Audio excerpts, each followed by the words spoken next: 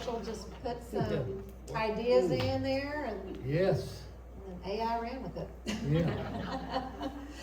So we're gonna do just a little bit of Q Let and me get my hair out of A. my eyes. That curl, that wayward curl is sticking out.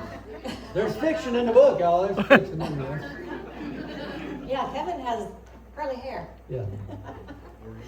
All right, so Q and A. So Abby is out there in the audience with a microphone so that we can hear your questions. If there's something that you want to know, now's your chance to ask it. Hi there, when does it come out on audiobook? I'm not sure. I'm with a small publisher, so they do AI audio. So I don't know. I don't know exactly. Huh? Tomorrow. Amazon said tomorrow. Well, not audio. Audio. Yeah, that ebook is actually going to be out tomorrow, and the paperback will be out on Tuesday.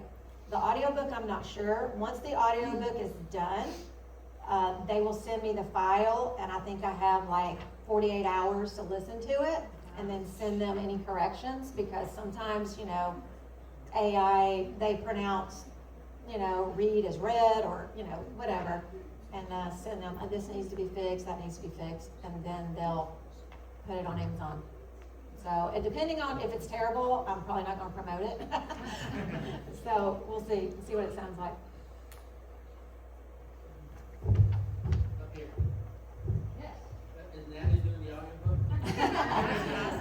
She probably could. She did a good job with the skit, right?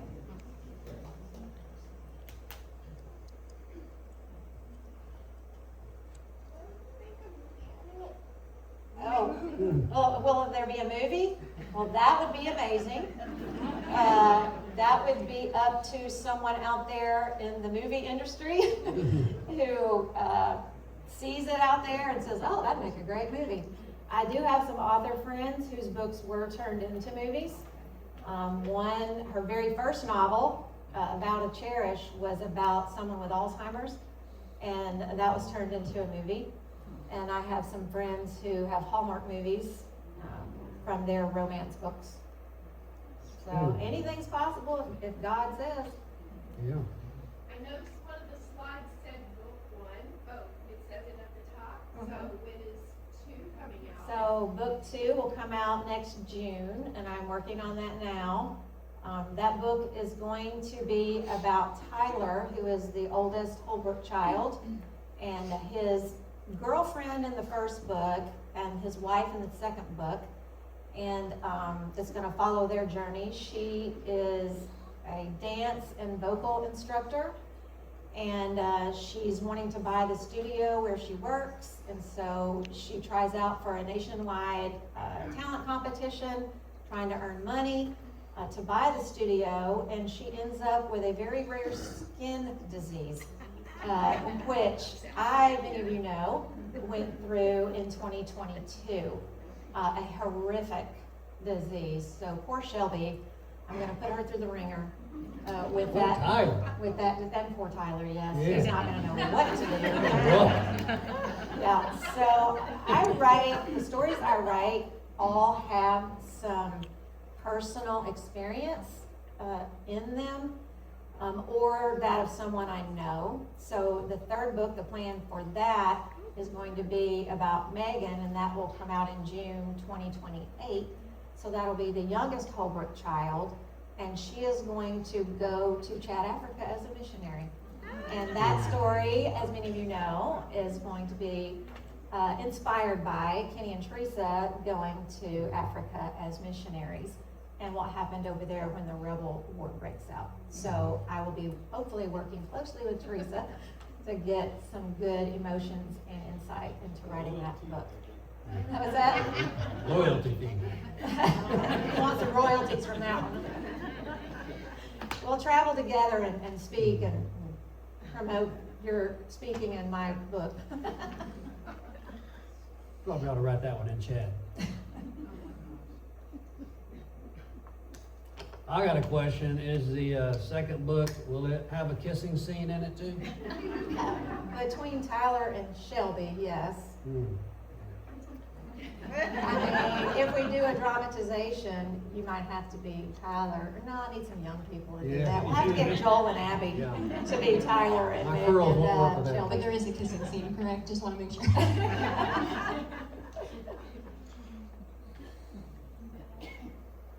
Any other questions? So it sounds like your story arc is planned out.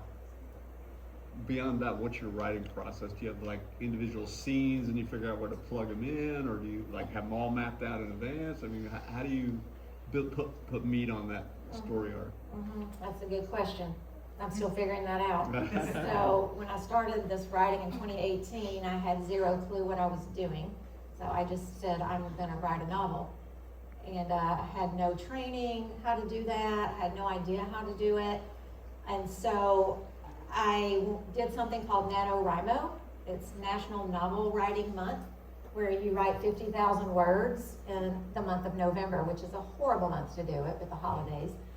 But I saw that online, researching writing stuff, and if y'all know me, you know that I'm like an all-in kind of person. Like I jump in with both feet and I'm all in on everything I do. And so I was like, I'm gonna do that. So I got a laptop, I decided what I was gonna do. I was working for a few years as a CASA through the court system, a court-appointed special advocate for foster children. And so I wrote the first manuscript based on a CASA worker. And that book is still sitting there, not going anywhere yet, which I still hope it will one day when this series is finished. I want to go back to that one. So I just kind of sat down and started writing with no clue. I just knew she was a CASA, and I needed to come up with some conflict and a goal and some motivation, and all that. So I just started writing. And between the scenes, I would just kind of stop and pray and say, okay, God, what should happen next? What would she do next? Naturally, what should happen? And then it's like, oh, okay. And so I would, write more, and it just kept going. And then I would have an idea, but then the characters would be like, nope, and it'd take me over there. So at the end, I wrote my 50,000 words in 3 weeks. And at the end of 4 months, I had a 120,000 word hot mess. So I started going to conferences and doing training webinars and reading lots of blog posts, watching YouTube videos, anything I could get my hands on to learn how to write. That's what I was doing. And so then I was going back and revising it and trying to fix it, and deleting thousands of words because it was too long. And so with the second one that I wrote in 2019, I did NaNoWriMo again, and that's this book that is now being published. So I wrote that first draft in 2019, and I thought, okay, I'm gonna do an outline this time so that I don't have such a mess when I get to the end, and I don't have to edit so much and fix everything. So I tried to write out an outline of what was gonna happen, and so I started writing the book, and I didn't get very far into it until the characters were like, no, no, we're not doing that. And they just went another direction, and so I followed. And so that's kind of been my process so far, is just not having a clue going into it and just writing what comes to mind and then figuring it out as I go, which, if you know me, is total opposite of my personality. I am a planner to the detail. I am not spontaneous at all.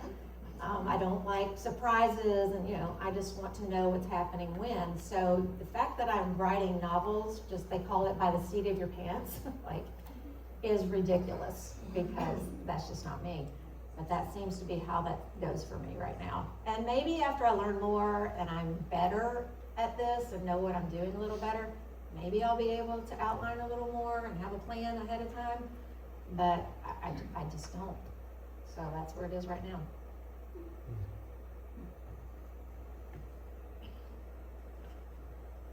Anything else?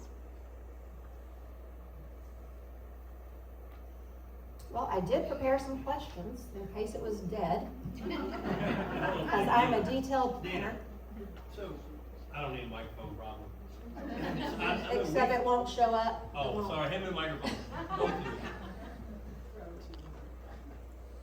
Hey, there you go. Hey, because I know we've talked a whole lot, especially there's been a lot of laughter, humor, jokes, and things like that. explain to everyone, because I've learned so much through you in your writing, publishing, not writing, but the publishing side of it. Explain the difference of how much hard work you've had to put into this and why it's been such a slow process compared to self-publishing or just Amazon, because I've found it to be very fascinating. Yeah, it is fascinating. That's a good word. It's a lot of things. So when I jumped into this and thought, oh, I think I'll write a book and try to get published, I had no idea what I was getting into. No idea. And had I known, I might not have had the courage to do it, because not only has it consumed my life, it takes a lot of money, and I haven't made any money. So I've just been spending a lot of money, you know. So you have to have a website, you have to build a platform, you're supposed to get subscribers, you know, to your newsletter, because the big publishing houses, like Christian houses like Tyndale and Revell and Baker Bookhouse and all those bigger publishers, first of all, they won't publish you unless you have an agent. And to get an agent, you have to have stellar writing, and you have to have a decent platform. You know, your name is out there, people are kind of knowing you in the publishing world, and you're doing that before you're ever published. And so I actually, when I started this in 2018, I had my website by February 2019. I started a website and started trying to build a list of followers. And it's been a transition process. I started with just like devotional articles on there, and I learned as time went on, well, people who subscribe and read devotionals won't necessarily read fiction, you know, and translate to fiction buyers. So I shifted to doing author interviews. Hope-filled fiction is what my tagline is now for my writing.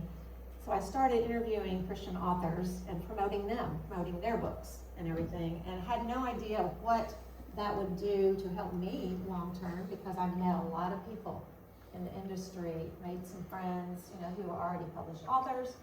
So that was very helpful as I went along. And you have to pitch your story, you have to do a proposal, which is like 15 pages long of what your book is about. You have to have a synopsis, like a 3 to 4 page synopsis of the book. You have to have comparable titles to your book. So it's similar to this author, but here's how it's different, to say it's needed in the market, but it's not the same, it's different, so it'll fill this niche or whatever, like all the things. And then you go to conferences and you have appointments, they call them pitch appointments, with agents and editors, and you sit across the table from them one-on-one and pitch your story, and like you give like a 30-second, they call it an elevator pitch, so that if you were on an elevator with an agent or editor, in 20 to 30 seconds, you could say, hey, this is my story, it's about this, and you gotta have this hook, you know, to reel them in, for them to say, oh, that's interesting, I wanna know more.